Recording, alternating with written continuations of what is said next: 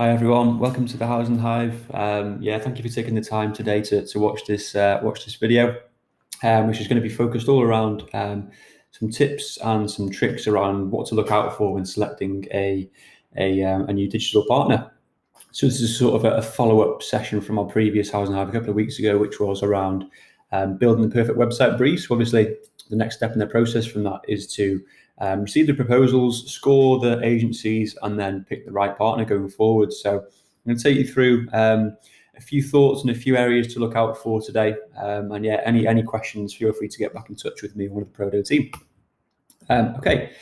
So just very, very quickly, just a quick background on us. If for those of you who don't know of us already, we obviously host the Housing Hive. We've done so for every fortnight or so since lockdown one.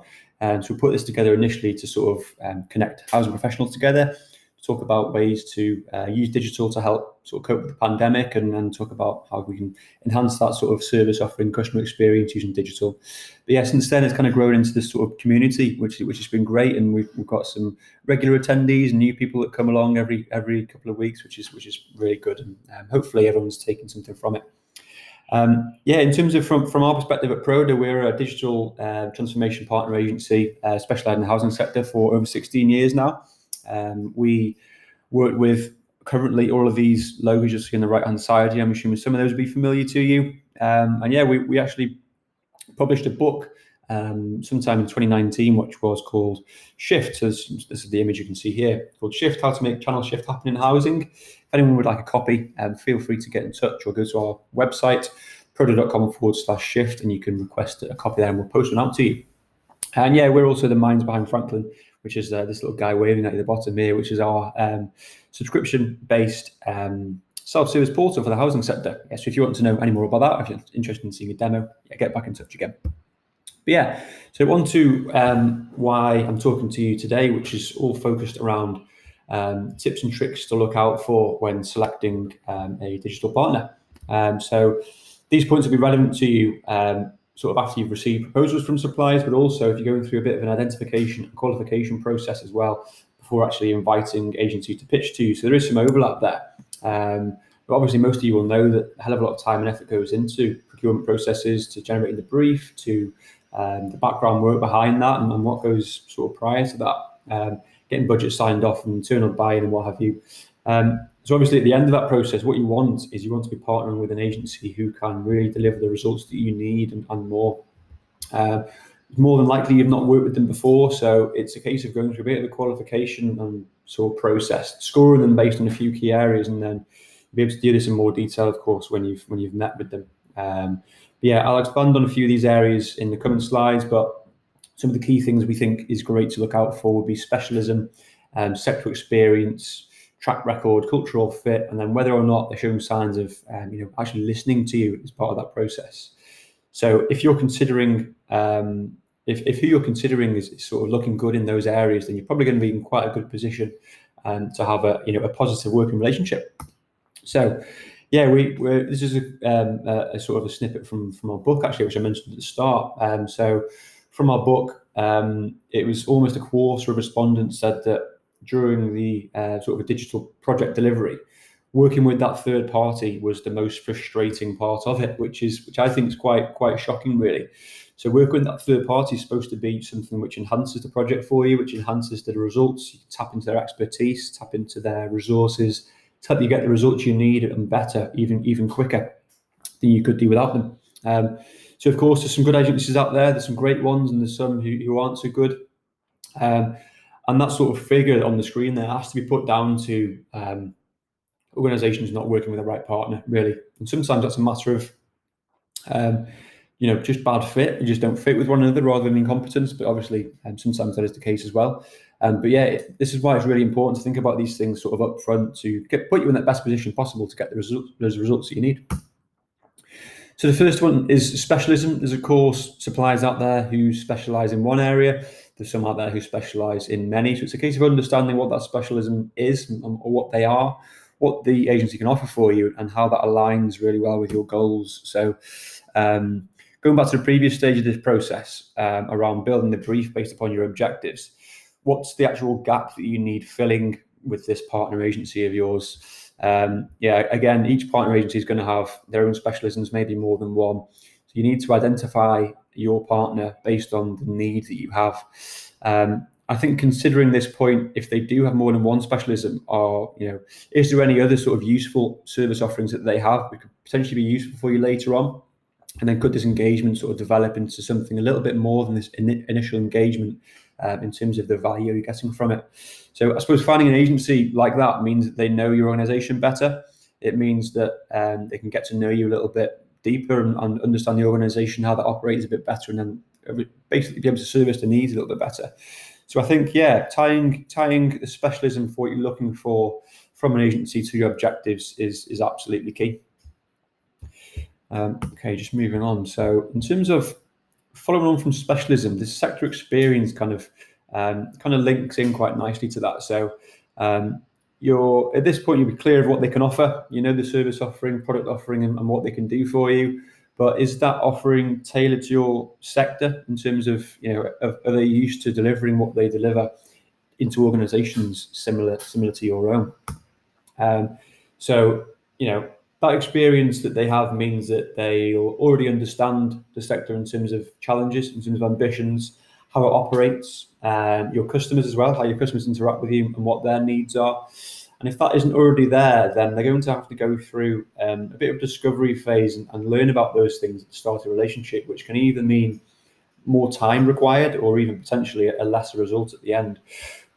So finding someone who delivers into your sector will probably mean as well that they will have faced some challenges with similar organizations to yourself before engaging with you. So you'll be getting learnings from suppliers who've been through it all before. You're much less likely to sort of go through the same problems or issues, to be able to avoid those downfalls that they've been through with other similar agencies. So far, specialism really key. What do they actually offer, and is that in line with your goals? Have they got experience delivering their offering into your sector? So do they understand the audience there in terms of what they're looking to present to you, deliver for you, and then looking to help you reach those goals that you have? And then from that point on, really, quite clear on the offering now. We're quite clear on the experience, and that's there in terms of the sector experience. They work with similar organisations to yourself, but what's the sort of track record like for them? Because I think the previous 2 points around specialism and sector experience are almost pointless if those services being delivered aren't onto a high standard, or at a subpar standard, or get negative reviews, or they're looked upon sort of not in the best light. So track record would be next. And I'm not doing this video to sell Prodo at all today, but I needed a visual for this slide, and I couldn't not put our number of 5-star reviews on HubSpot. So feel free to want to read those. But that's the end of that. What to look out for in terms of track records then? We're definitely in this boat, and it's clear why. And that agencies love to talk about great results, love to shout about what they've done and in terms of great projects that they've run and some great results that they've got. So I think look online for some case studies, have a real actual read of those, not just sort of the summaries. Do they include, what the challenge was? Do they include the approach that the agency took to that challenge? And do they include what the results were? And, what do those results look like? Are they actually impressive? And are they sort of in line with what you're looking to achieve and the results you're looking to get? Similarly, those case studies have like nice quotes in there from who the agency have worked with in terms of a client. I suppose in terms of looking for testimonials, that kind of links into case studies really. Have a little look for some. I'd look for some testimonials in terms of what people are actually saying about their experiences with working with the agency. And I suppose those points so far can be quite tricky because advertised track records will, of course, be quite cherry-picked in that agencies will pick the best results that they've gotten and show those on the website, show those in the case studies and results. So almost to say that, how this project's gone, these great results, this is how it goes for each and every one that we run. And often that's not the case in reality. So I think that's why it's really important to look for a variety of reviews as well. So reviews absolutely aren't in the control of the agency themselves. And it'll give you a bit of a truer picture as to what it's like to work with that agency if there's a mixture of reviews there. If they're all positive, then great, you're probably going to be in a good position. But have a little read of reviews, and obviously sometimes in the same breath, take some of them with a pinch of salt as well, and maybe explore those in a little bit more detail. But yeah, you might ask in the brief, and you might ask as part of the proposal stage to speak to a couple of references as well. So again, these will be selected by the agency in terms of positive references, but that'll give you the chance to actually have a conversation with somebody who's worked with that supplier, who are going to be in the same position to you in the where you're looking to select an agency. They would have been in that position, but they're just a little bit further down the line. They've actually worked with this supplier, so you'll potentially get some revealing things there in terms of positives, potentially some negatives as well. But yeah, I think connecting with somebody will give you the truest picture, really. So that'll be track record, combination of advertised track records and some more genuine, if you can find them. Should give you a good picture in its entirety as to what it's like to work with that agency, I guess. Yeah, so I suppose moving on from that would be cultural fit. So you've reviewed the offering, you've reviewed the specialisms, what they can offer in terms of products and services. They've got great sector experience. The track record's good. You've spoken with some referees and they've got some great reviews. But yeah, what about that cultural fit? Because that's really important as well. So I think alignment between the organisation that you work for and the partner agency as well is really, really important for the working relationship, but also the output of that relationship as well. So have a little look into, see what you can find about, or even ask them, what do they stand for? How do they portray themselves in their marketing materials and the sales process that you're going through with your contact there? And think about if they are what you're looking for from a digital agency, from a partner.